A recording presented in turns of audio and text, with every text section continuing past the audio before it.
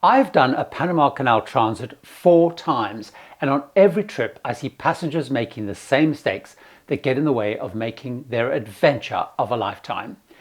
But some of the errors are so easy to make that even an experienced cruiser like me can get tripped up, as I did on my most recent Panama Canal trip on Regent Grandeur. So welcome aboard. I'm Gary Bembridge, and here are 5 things I've learned the hard way that you need to know about doing a Panama Canal cruise. The first thing most people don't appreciate is that the Panama Canal is not actually a canal. While the other famous canal, the 120-mile Suez Canal, is a long continuous canal running at sea level, the Panama Canal is not. It instead has locks at either end to raise and then lower ships 85 feet to and from a vast lake.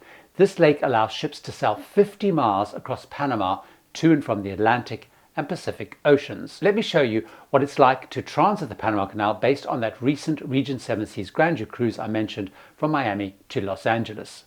First, early in the morning we sail past the Panama city of Colon and under the Atlantic Bridge towards the Gatun locks.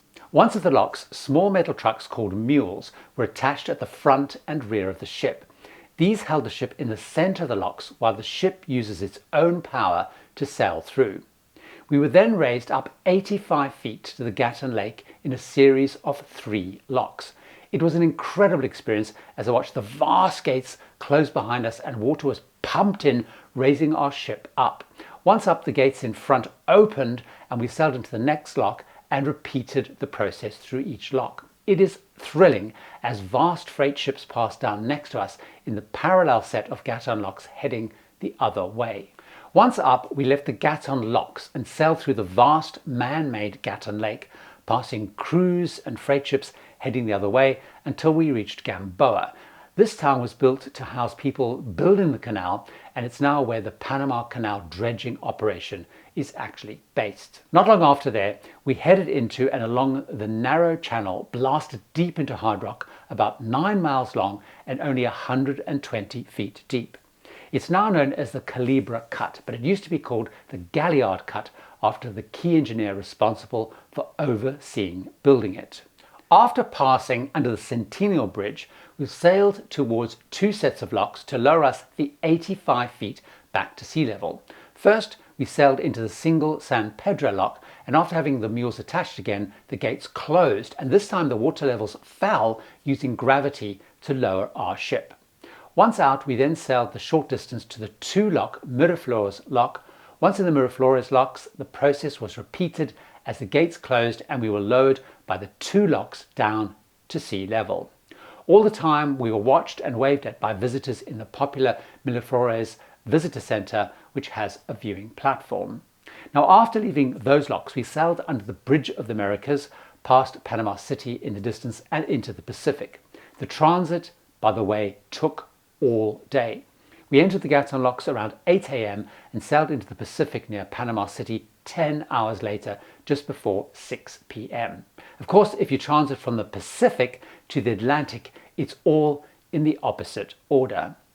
Now, I'm often asked which is the best way to go. Before I want to get into that, I want to discuss the huge mistake that many people make even when they understand what the Panama Canal is. There is not just one Panama Canal to transit, but 2 quite different routes depending on the size of cruise ship that you book. This is a huge issue, as in my view, one route is a better experience than the other and is the must-do.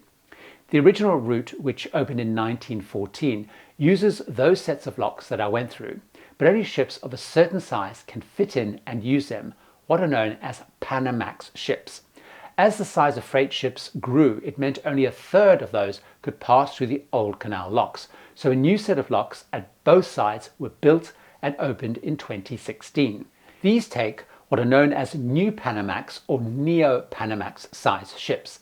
This doubled the capacity of ships able to pass through the canal system and now means many large and mega cruise ships, including Queen Mary II, Cunard Queen Anne, Celebrity Edge class ships, Norwegian Bliss and Prima class, Sun Princess, and so on, can now go through the new Panama Canal locks. So what are those new locks? Well, on the Atlantic side, large ships use the wider and longer 3-tier Agua Clara locks. And on the Pacific side, they use the wider and longer Cocally locks. Unlike the original canal, instead of gates that swing close, the new ones have large sliding gates. The ships, whether using the original or new locks, all sail through the Gatun Lake and Calibre Cut between them. I could see the entrance to the new Agua Clara locks while we headed into the Gatun locks off to our left in the morning, and as we sailed towards the Pedro Miguel locks, the channel leading to the Cocally locks was off to our right, and then as we left the Miraflores, I could see the new Cocally locks. In my view, the original 1914 canal is the canal to go through for the following reasons. First, it is the most dramatic, visually interesting, and has an incredible history and story to discover. It is the historic original one, and in my view, a must-do if doing the Panama Canal, especially if it's your bucket list dream. Secondly, the cruise ships fit very snugly in, with often as little as a foot each side, which is a thrilling experience. The new are wider and larger with more space, and they kind of lack a little bit of that drama. Third, the original locks are largely still the original 1914 lock gates, and watching them swing open and close is more exciting than sliding doors of the new, in my opinion. Fourth, the original uses those mules attached to the ship to keep the ship centered, which the drivers use bell signals to communicate to each other, while in the new locks they use tugboats. The old canal is the most dramatic and iconic, and is the one that you should do if you possibly can. I'm frequently asked, how do you know if the Panama Canal cruise you're considering goes through the new or the old locks? It's not straightforward, as the lines will usually not confirm even if you ask them.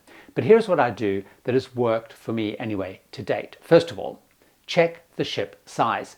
If it is Panamax size or smaller, it will almost certainly be going through the original locks, as that is what basically most lines know passengers want, and it's actually the best use of the canal, because that's what the ships are designed for. So lines with smaller ships like Regent, Crystal, Silversea, Seabourn, Viking, Oceania, Azamara, Windstar, and so on are a really good choice. I've been through on Oceania Marina, which holds 1,200 passengers, for example. Also, lines with medium-sized ships like Vista-class ships that take up to about 2,000 guests, like Cunard Queen Victoria that I've transited through, Queen Elizabeth, and I've also been through on Holland America Zeta Dam through the old locks on those Vista-class size ships. Now, if you're unsure, also check in the Fans of a Line Facebook group or the Cruise Critic boards to get recent passengers to confirm which locks the ship that you're looking at used on their last trip. There is then another major mistake I see people make before finally deciding on the ship, and that is checking if it offers the best way to see the canal, because all do not. I have found that not all ships are good to get the most of a Panama Canal transit. You want to go on a ship which has the best places to do viewings, especially those forward-facing in the open air, so you're not behind glass.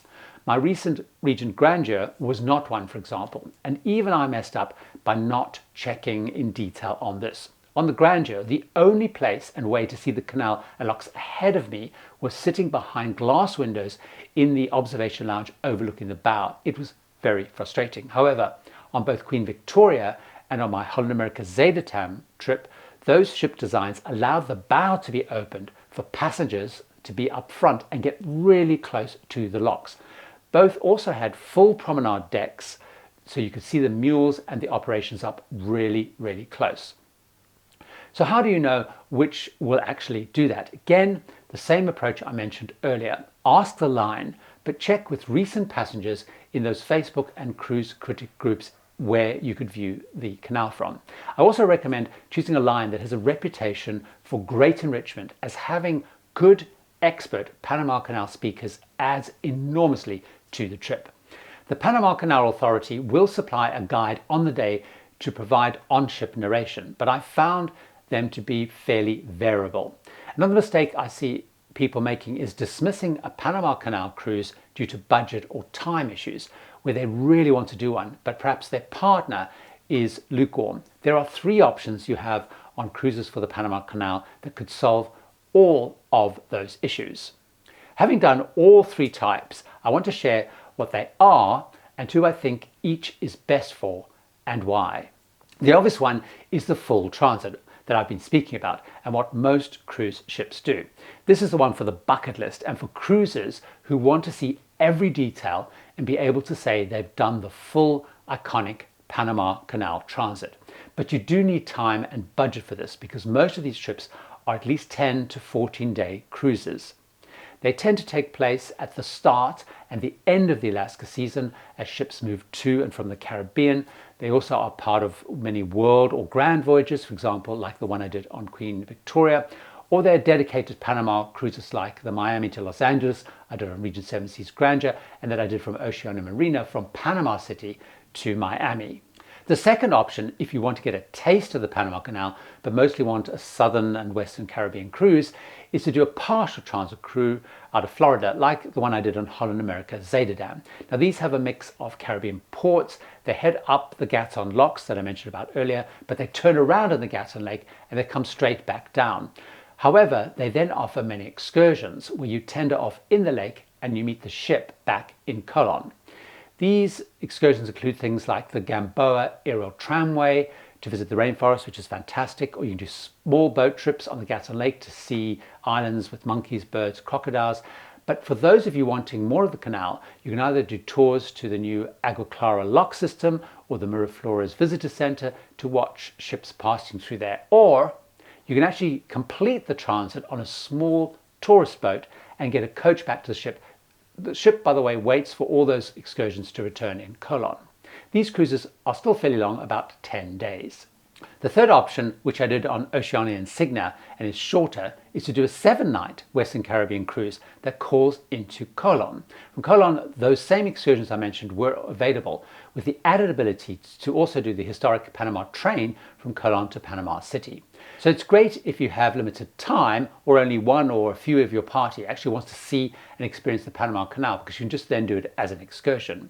Now, once you've decided to go, there are also several mistakes that I see people making as they prepare to head off that I do need to cover.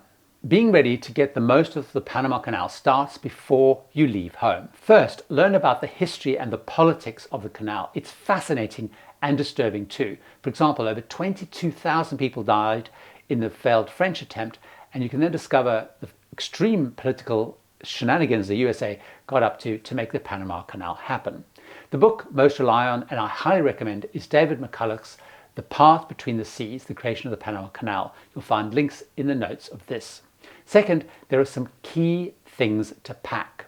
You're going to be outside for a long time. It's hot, it's sticky, and you can get very sunburned. So take a hat, ideally with a brim all the way around, sunglasses, sunscreen, and clothes suitable for a hot, humid day with very comfy shoes.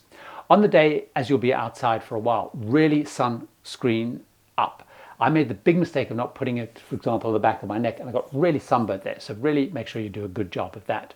Also, you're going to be taking loads of photos and videos, so be prepared. If using your phone, a charger unit is a good idea.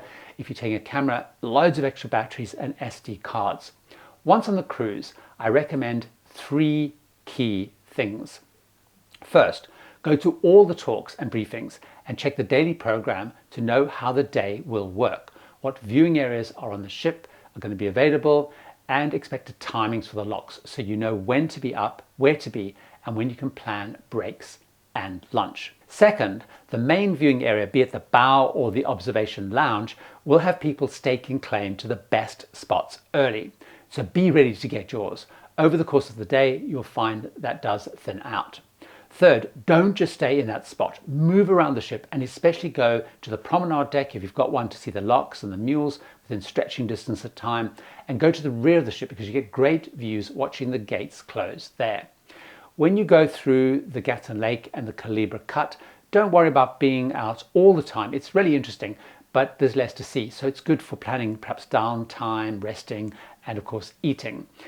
If you do want to know more about my Regent Grandeur trip that I mentioned and what I thought the line does well, average, and not so well, join me over in this video. See you there.